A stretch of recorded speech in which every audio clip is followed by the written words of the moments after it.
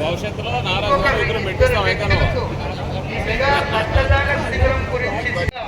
మీరందరూ ప్రతి వ్యక్తి తన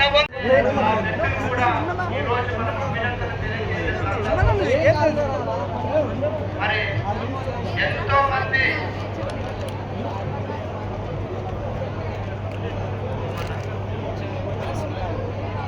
వారు రెడ్ క్రాస్ సంస్థ వారు కళ్యాణదుర్గం శాసనసభ్యులు సురేంద్ర బాబు గారు ఏర్పాటు చేసిన ఇస్తున్న చిన్న చిరు కానుకలను స్వీకరించి 3 లక్షల బీమా సార్ ఓకే సార్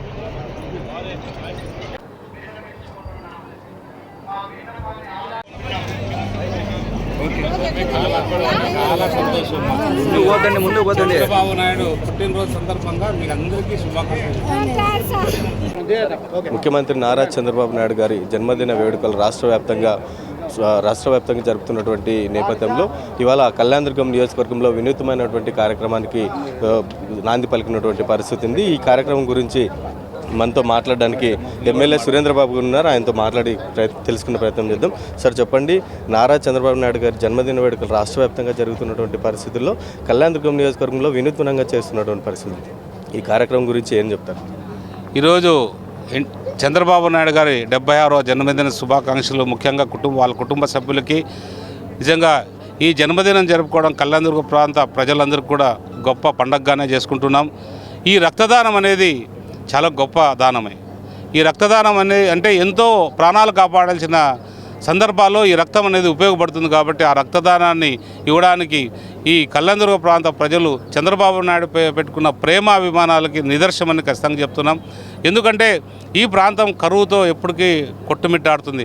ఆ కరువుని రూపుమాపాలంటే అది ఒకే ఒక్క నాయకుడు చంద్రబాబు నాయుడు గారే చేయగలుగుతారు. కాబట్టి ఆయన జన్మదినాన్ని ఈ విధంగా చేసుకొని ఆయనకు తెలియజేయాలనే ఉద్దేశంతో ఈ ప్రాంత ప్రజలందరూ కూడా గొప్పగా జన్మదినాన్ని జరుపుకోవడం జరుగుతుంది. ఇది ఈరోజు 8,000 నుంచి 10,000 మంది రక్తదానానికి రావడానికి సిద్ధంగా ఆల్రెడీ ఉదయం 6:30 గంటలకే ప్రారంభమైనాయి. ముఖ్యంగా ప్రజలు కావచ్చు, పార్టీ నాయకులు కావచ్చు, కార్యకర్తలు కావచ్చు, ముఖ్యంగా అధికారులు స్వచ్ఛందంగా వచ్చి కూడా ఈరోజు వాళ్ళు సపరేట్గా బ్లడ్ ఇస్తున్నారంటే ఇది నిజంగా చంద్రబాబు నాయుడు గారు కృషి అని చెప్పాలి. ఇలాంటి కార్యక్రమం నిజంగా ఆయన నన్ను ఇక్కడ ఈ ప్రాంతానికి ఎమ్మెల్యేగా పంపించినందుకు నేను కూడా ఎప్పుడు రుణపడి ఉంటాను చంద్రబాబు నాయుడు గారికి, అలాగే నారా లోకేష్ బాబు గారికి రుణపడి ఉంటానని ఖచ్చితంగా తెలియజేస్తున్నాను. సార్, కళ్యాణదుర్గం నియోజకవర్గ ప్రాంత ప్రజల చిరకాల కోరిక బీటీపీ ప్రాజెక్టు పూర్తి చేయడం. సో ఈ ప్రాజెక్టు ద్వారా అనేక కళ్యాణదుర్గం నియోజకవర్గంలో ఉన్నటువంటి 114 చెరువులు కూడా నీళ్ళు ఇచ్చేసే కార్యక్రమాన్ని శ్రీకారం చుట్టారు. సో దీన్ని ఎప్పటిలోగా పూర్తి చేయబోతున్నారు? కళ్యాణదుర్గం చిరకాల కోరికను ఎప్పుడు ఫినిష్ చేయబోతున్నారు? మీరు అనేది వాస్తవమే. ఎందుకంటే చిరకాల కోరిక అనేది వాస్తవమే. ఎందుకంటే ఈ ప్రాంతానికి అత్యంత ప్రాధాన్యత ఉన్న నీటి సమస్య. అలాంటి నీటి సమస్యకి గుర్తించి ఆ రోజు 2018లో మా ముఖ్యమంత్రి చంద్రబాబు నాయుడు గారు ఆ రోజు ఈ ప్రాజెక్టును ప్రారంభించారు. ఆ ప్రారంభానికి కారణం కూడా పాపం కాలువ శ్రీనివాస్ గారు. ఎందుకంటే ఆయనకు పూర్తి అవగాహన ఉన్న జిల్లా అనంతపురం జిల్లా పైన పూర్తి అవగాహన ఉంది. అలాంటి ప్రాంతంలో కళ్యాణదుర్గానికి రాయదుర్గానికి నీరు కావాలంటే ఒక బీటీపీకి నీళ్లు తీసుకొస్తే తప్ప ఈ ప్రాంతాలని చేయలేమనే ఉద్దేశంతో ఆ రోజు ముఖ్యమంత్రి ఆనాటి ముఖ్యమంత్రి చంద్రబాబు నాయుడు గారిని ఒప్పించి ఆ రోజు భూమి పూజకు తీసుకొచ్చి భూమి పూజ చేశారు. అలాంటి ప్రారంభం అయిన వెంటనే ప్రభుత్వం మారిపోయింది. ప్రభుత్వం మారిపోయి ఒక గంపడి మట్టి కూడా తీసుకోకుండా 5 ఏళ్ళు కూడా ప్రజల్ని మోసం చేస్తూ ఒక్క నీటి చుక్కు కూడా లేకోకుండా ఈ ప్రాంత ప్రజల్ని మోసం చేస్తూ ముందుకు వెళ్ళిపోయారు. తర్వాత మళ్ళీ మా ప్రభుత్వం మా మీద ఎంతో నమ్మకంతో ఎన్నికల్లో కూడా హామీ ఇచ్చాం. మా ముఖ్యమంత్రి గారు ఇచ్చారు, అలాగే లోకేష్ బాబు గారు ఇచ్చారు, మేము ఇచ్చాము. ఈ ప్రాంత నీటికి సమస్య ఏదైతే ఉందో బీటీపీ ప్రాజెక్టు పూర్తి చేస్తామని ఆ బీటీపీ ప్రాజెక్టు సంవత్సరం తర్వాత పనులు ప్రారంభించాం స్లోగా. ఎందుకంటే ఆ 5 ఏళ్ళు వాళ్ళు ఏదో ఒక రైతులకు కావాల్సిన ఏదో నష్టపరిహారానికి సంబంధించిన ఏదో ఒక లిస్టు కూడా తయారు చేయకోకుండా, సర్వేలు చేయకోకుండా ఎక్కడికక్కడ వదిలేయడంతో కనీసం 16 నెలలు ఆ సమయం తీసుకుంది. కానీ మనం ఆ రోజు ఎన్నికల సమయంలో 2.5-3 సంవత్సరాల్లో పూర్తి చేస్తామన్నాం. ఖచ్చితంగా రాబోయే ఎన్నికల లోపల ఈ ప్రాజెక్టు పూర్తి చేసి ప్రజలు రుణం తీర్చుకునే బాధ్యత తీసుకుంటారని చెప్తున్నాను. అంటే కళ్యాణదుర్గం నియోజకవర్గ ప్రజలు ఎంతోమంది ఎమ్మెల్యేలు చూశారు, కానీ మీరు వచ్చిన తర్వాత ఆ ప్రాంత ప్రజలపైన ఇంకా ఎక్కువ అభివృద్ధి చేశారనే నమ్మకం కుదిరింది. సో ఇంకా ఎలాంటి కార్యక్రమాలు కళ్యాణదుర్గం నియోజకవర్గానికి రాబోతున్నారు? అదేవిధంగా పరిశ్రమలు కూడా అనేక పరిశ్రమలు కళ్యాణదుర్గం నియోజకవర్గానికి తీసుకురాబోతున్నారు. సో దీని గురించి మీరు ఏం చెప్తారు? ఖచ్చితంగా ఇక్కడ ఎప్పుడు కూడా ఎన్టీ రామారావుని అభిమానించే ప్రాంతం ఇది. అలాగే ఎన్టీ రామారావు కుటుంబాన్ని అభిమానించే ప్రాంతం ఇది. తర్వాత చంద్రబాబు నాయుడుని కూడా అభిమానించే ప్రాంతం. ఇప్పుడు మా యువనాగడ్ లోకేష్ బాబు గారు జాతీయ అధ్యక్షుడిగా నియమితులయ్యారు. చాలా గౌరవంగా ఉంది. ఎందుకంటే అలాంటి గొప్ప నాయకుడు దేశంలోనే నేను అనుకోవడం శక్తివంతమైన నాయకుడు ఎవరైనా ఉన్నారంటే అది లోకేష్ బాబు గారు అని చెప్పాలి. అలాంటి శక్తివంతమైన నాయకుడు మధ్యలో మనం పనిచేయడం కూడా నిరంతరం ఆయన ప్రజల కోసం పనిచేయాలనే చెప్తూ ఉంటారు. ఏదైనా మనం పని చేయకపోతే ఇమ్మీడియట్గా ఎప్పటికప్పుడు పని చేయలేదని చెప్తారు. అంటే ఎక్కడికక్కడ కట్టడి చేస్తూ ఎక్కడికక్కడ ఇంకో అవినీతిని కట్టడి చేస్తూ రకరకాల కట్టడి చేస్తూ అభివృద్ధి కార్యక్రమాలు ప్రజలు సమస్యలపై దృష్టి పెట్టండి అని ఎప్పటికప్పుడు మాకు తెలియజేయడము ఆయన కూడా ఒక స్ఫూర్తి. అలాగే ఈ ప్రాంతంలో నన్ను ఎమ్మెల్యేగా ఎన్నుకున్నారు. ఎంతో నమ్మకంతో ప్రజలకి మధ్యలోకి వెళ్ళి ప్రతి ఊర్లో కూడా హామీలు ఇచ్చాం. నన్ను నమ్మండి, ఓట్లేయండి, ఈ ప్రాంతాన్ని నేను నాకు చేతనంత వరకు అభివృద్ధి చేస్తా అంటే ఆ నమ్మకం నా పైన గెలిపించినందుకు ఆ నమ్మకంగానే నేను వచ్చి ఈరోజు అభివృద్ధి చేయడానికి పూనుకున్నా. ఖచ్చితంగా ఈ ప్రాంతాన్ని అభివృద్ధి చేయాల్సిన బాధ్యత ఇది ఒక రోజుతో అయ్యే పని కాదు, లేదా 4-5 ఏళ్ళతో అయ్యే పని కాదు. ఖచ్చితంగా 10-15 ఏళ్ళు సమయం తీసుకుంటుంది.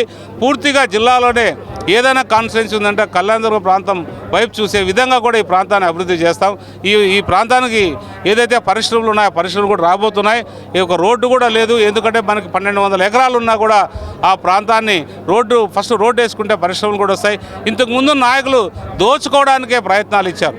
అది ఏ పార్టీ అనేది కాదు, కానీ నిత్యం వాళ్ళ కడుపు నింపుకోవడానికి అన్ని రకాలుగా దోచుకోవడానికే వాళ్ళు చూపించారు తప్ప ఏది ప్రజల కోసం పాటుపడలేదు, ప్రజల్ని గౌరవించలేదనే విషయం తెలియజెప్పాలి.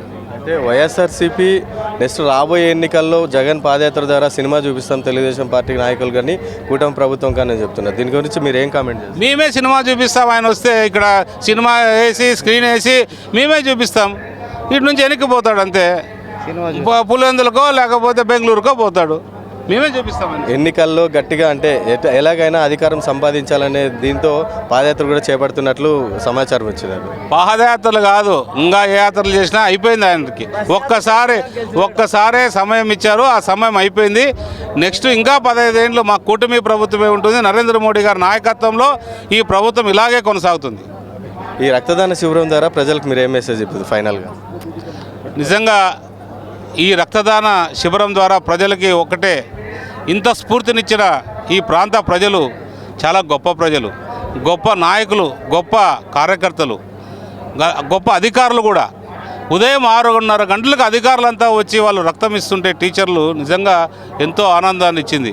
అంటే కనీసం టిఫిన్ కూడా 6 గంటలకు తిని 6:30 రక్తం ఇస్తున్నారంటే వాళ్ళలో స్ఫూర్తిని ఒకసారి మనం చూడాలి. అలాంటి స్ఫూర్తి నింపుకున్న ఈ రక్తదాన శిబిరాన్ని ఈ కళ్యాణదుర్గం ప్రాంత ప్రజల కోసం అంకితం చేయడం, చంద్రబాబు నాయుడు పుట్టినరోజు ఏదైతే చేసుకుంటున్నారో ఈ కళ్యాణదుర్గం ప్రజల తరఫున అందరికీ కూడా ఈ కళ్యాణదుర్గం ప్రాంత ప్రజలందరూ కూడా శుభాకాంక్షలు తెలియజేస్తున్నాను.